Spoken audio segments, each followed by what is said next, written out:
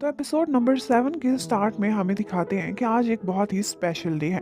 आज military conference का दिन है जिसे अटेंड करने के लिए सारे ऑफिसर्स इस वक्त जा रहे होते हैं। जिस समय जी शियू और उसके फ्रेंड्स कॉन्फ्रेंस हॉल में एंटर हो रहे होते हैं तो सिक्योरिटी गार्ड्स उससे कहते हैं कि अंदर हथियार लेके जाना मना है, इसलिए सारे लोग अपनी तलवारें बाहर ही रखते हैं। जी शियू को सुनते ही उस वक्त पता चल जाता है कि यकीनन अंदर कोई बड़ी गड़बड़ होने ही वाली है, लेकिन फिर भी वो खामोशी से अपनी तलवार उस गार्ड को दे देता है कि इसका स्पेशल ख्याल रखना। अंदर एक बहुत बड़ा हॉल होता है और जी शियू जाकर सीधा स्टर्लिंग के पास बैठ जाता है और उससे इंफॉर्मेशन लेने लगता है कि क्या आज यांग मिंग हुआ कोई और शैतानी प्लानिंग करने के चक्रों में है। उसने हमारे हथियार भी बाहर रखवा दिए हैं। तो आगे से स्टर्लिंग कहता है फिक्र ना करो, बल्कि उसका हाथ पकड़ के दिखाता है कि उसने डेस्क के नीचे कुछ हथियार छुपा के रखे हुए हैं। इतने में यांग मिंग हुआ अंदर एंटर होता है, उसके साथ डिलन भी था, बिल्कुल उसका लेफ्ट हैंड बनकर।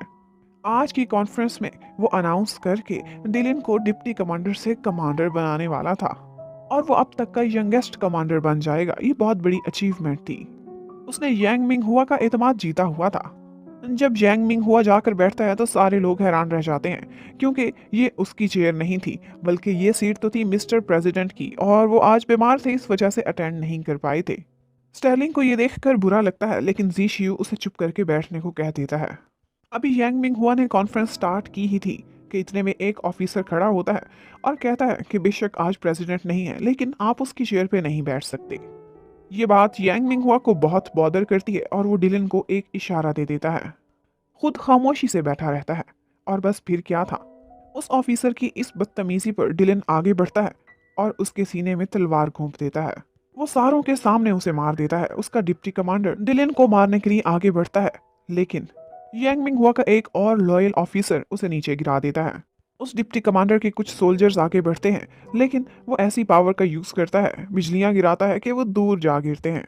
उसके बाद यांग मिंग हुआ बड़े मजे से मीटिंग कंटिन्यू करने लगता है, लेकिन इस समय भाई चुआन हिम्मत करती है। जो काम बहुत बड़े बड़े आदमी नहीं कर पाए वो एक लड़की करती है। वो वहां मौजूद लॉर्ड इंस्पेक्टर से उसी टाइम पर फॉर्मली एक कंप्लेंट रजिस्टर करने को कहती है कि इस समय मुझे शक हो रहा है कि इन दोनों ऑफिसर्स को मरवाने में यांग मिंग हुआ का हाथ है, इसलिए फौरन इन्वेस्टिगेशन कराई जाए।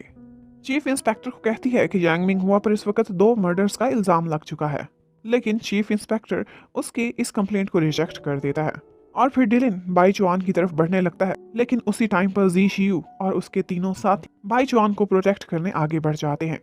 अब वहां पर जैसे ही लड़ाई का सीन क्रिएट होता है, सारे सिक्योरिटी गार्ड्स अंदर आ जाते हैं, अपनी अपनी जगह संभाल लेते हैं। अब वो पांचों फ्रेंड्स उनके तीर के निशाने पर थे। लेकिन यहाँ कहानी में ट्विस्ट उस वक्त आता है जब ईस्टर्न कमांडर जिंग शिंग वो आवाज उठाता है कि मैं भी अग्री करता हूँ, बिल्कुल इन्वेस्टिगेशन होनी चाहिए। और जैसे ही वो खड़ा होता है, वो बहुत पावरफुल रीजन से था, उसके बहुत सारी फॉलोइंग थी, बहुत से ऑफिसर्स उसको फॉलो करते हुए खड़े हो जाते हैं। कमांडर्स में से भी कुछ लॉयल थे जो यांग मिंग हुआ के ऑपोजिट पोल पे थे, वो भी आवाज उठाने लग जाते हैं। अब ये बात काफी आगे तक बढ़ जाती है। ये यांग मिंग हुआ के खिलाफ एक रिबिलियन का स्टार्टिंग लग रहा था। डिलिन यांग मिंग का वफादार बनने के लिए एक्टिंग करता है, जिंग शिंग पर अटैक करने लगता है, लेकिन जी शियू रास्ते में आ जाता और फिर उन दोनों की 1-on-1 काफी देर तक फाइट चलती रहती है। वो दोनों ही फाइटिंग स्किल्स में कमाल के थे, लेकिन यहाँ पर डिलिंग थोड़ा सा नाटक करता है और ऐसे प्रिटेंड करता है जैसे वो काफी जख्मी हो गया हो।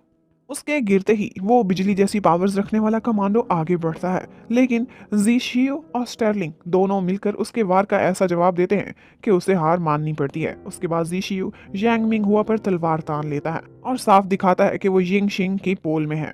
इतने में यांग मिंग हुआ को न्यूज मिलती है कि बाहर कोई सिक्योरिटी नहीं थी, तो यिंग शिंग के सोल्जर्स ने इस कॉन्फ्रेंस हॉल को बाहर से हर तरफ से घेर लिया है और हम सारे लोग अंदर फंस चुके हैं।